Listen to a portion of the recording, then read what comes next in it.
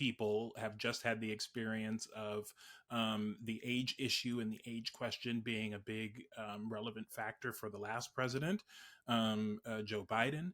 And now we have a president of a similar age who is occupying the Oval Office. I think people are kind of projecting some of those concerns onto him as well. Well, thank you very much. It's a very important day and an important announcement with great friends of mine. I think I can say something completely different, but about a big viral social media trend over the weekend. How did you find out over the weekend that you were dead? You see that? no. People didn't see you for a couple days. 1.3 million user engagements as of Saturday morning about your demise. Really? I didn't see that? You know, I have heard, it's sort of crazy, but last week I did numerous news conferences, all successful. They went very well, like this is going very well. And then I didn't do any for 2 days, and they said, there must be something wrong with him. Biden wouldn't do them for months. You wouldn't see him. And nobody ever said there was ever anything wrong with him, and we know he wasn't in the greatest of shape. No, I heard that. I get reports.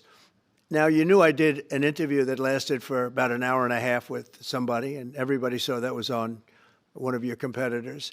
I did numerous shows and also did a number of truths, long truths, I think pretty poignant truths. No, I was very active over the weekend. They also knew I went out to visit some people at the club that I own, pretty nearby on the Potomac River. And no, I've been very active actually over the weekend. I didn't hear that one. That's pretty serious stuff. I'm glad it's Well, it's fake news. You know, it's just it's so fake. That's why the media has so little credibility. I knew they were saying, like, is he okay? How's he feeling? What's wrong? I said, I just left. And it's also sort of a longer weekend, you know, it's Labor Day weekend. So I would say a lot of people know I was very active this Labor Day. I had heard that, but I didn't hear it to that extent. Go ahead, Peter. Vote. So, Trevor, is the headline Donald Trump not dead? Well, that was certainly a headline that the president wanted to communicate in his first appearance with a group of reporters in 1 week. It seemed like there was almost kind of a withdrawal symptoms in terms of all the questions that were waiting for him, including about his health.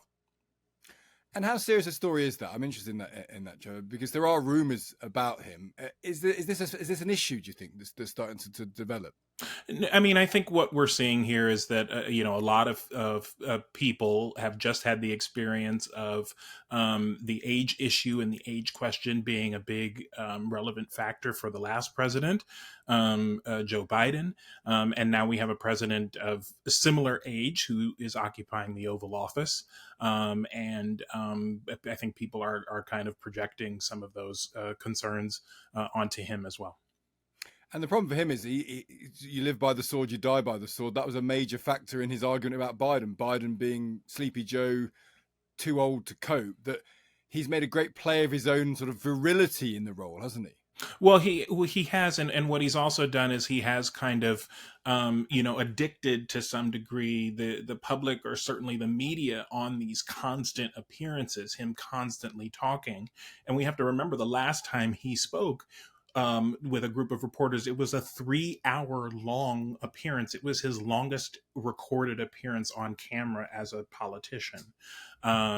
So there is a sense to which like the media and the public has become accustomed to him speaking every single day and on all kinds of topics. And just from your point of view, Trevor, you see him quite regularly. Trump, have you noticed anything? Is there a sort of diminution of his health? No, I haven't. I mean, to that point, we saw him speak for 3 hours straight. We see him, kind of going off on all different kind of subject matters, and I have not seen a diminishment in terms of either his schedule or his, his talkativeness. It's ironic, perhaps, that a president that's done better out of conspiracy theories than many might be himself victim of a conspiracy theory here. Well, I mean, you saw that with the Epstein situation as well, where there was, I mean, it was kind of interesting to see Trump today talking about deep fakes on AI, and conspiracy theories floating on the internet, because as you alluded to, his campaign in 2024 was very internet conscious, was very meme conscious, and willing to kind of engage in that sort of communication style. Meanwhile, overnight, we've been looking at President Xi in China, a big display of military might. Trump has been posting on social media about them conspiring against the US. Putin's there, Kim Jong-un is there. And there's some talk that we've been seeing over here about the Department of War being developed in the US. What can you tell us about that, the notion of a Department of War coming along? Well, so the president has mentioned this several times. It's clearly something that's on his mind and that he wants to happen. This renaming of the Department of Defense to Department of War. In his view, this is kind of an important way for the administration to broadcast that it is, successful internationally. And that the president is winning internationally, but it also comes at the same time that the president has kind of put himself forward as a candidate for the Nobel Peace Prize and really emphasized this idea that he's a kind of a diplomatic maven. I don't really understand that, because it seems to me that his big sell is that he's a peace man, that he brings about the end of wars. What's the message he's trying to send, that America can be a military player, is a massive military player, which of course it is, but at the same time, for the purpose of bringing about peace? How do you create a Department of War and bid for the peace prize at the same time?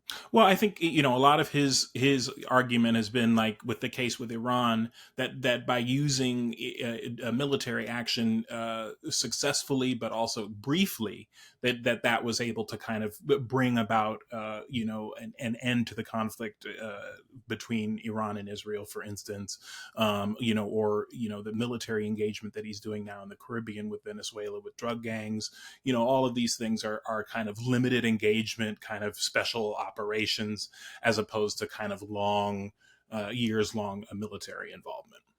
And he does seem to like the idea of the military in domestic context, doesn't it? The idea of sending troops to places. He wants to deploy troops to Chicago. So there's the idea somehow of the military being part of law enforcement as well in the States.